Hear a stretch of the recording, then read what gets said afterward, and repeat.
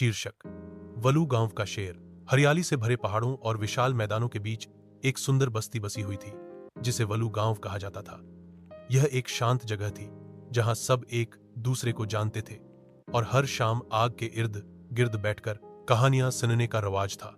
यहाँ के लोग फतरत के साथ हम आहंगी से रहते, खेतों में काम करते, जैनूर पालते और बच्चों को मोहब्बत से परूश देते थे। इन्हीं लोगों में कंदारी खानदान भी शामिल था। तोमस एक माहर था, रखानम उसकी बहू आमारा जो जड़ी बूटियों की माहर और गांव की मारूफ हकीमा थी, और उनकी दहीन और तजस्सुस भी 10 साला बेटी लीना जो सवालात से भरपूर थी।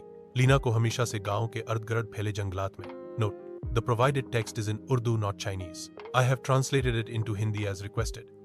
But a direct, literal translation may not always be grammatically perfect or idiomatic in Hindi. Some minor adjustments might be needed for natural flow, but I have avoided any changes to the meaning or content. उस दिलचस्पी रही थी।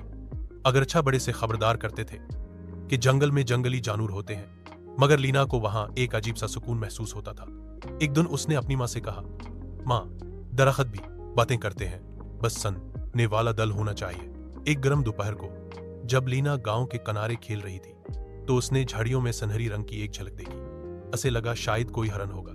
वो दबे पांव पीछे गई, मगर जब झड़ियों के पास जब उसने झांका तो उसका दिल जोर जोर से धड़कने लगा। कुछ कदम की दूरी पर एक शानदार शेर सूरज की रोशनी में लेटा हुआ था, मगर वह घायल लग रहा था। उसका एक पंजा सूजा हुआ था और आंखों में गहरी थकान थी। शेर ने लीना की तरफ देखा, मगर उसकी आंखों में वहशत नहीं थी, बल्कि जिसे मदद मांग रहा हो। लीना को डर तो लगा, मगर उसे महसूस हो कि यह शेर तकलीफ में है, खतरा नहीं। वो फौरन दौड़ती हुई घर पहुंची और उन्होंने पूरी बात सुनाई।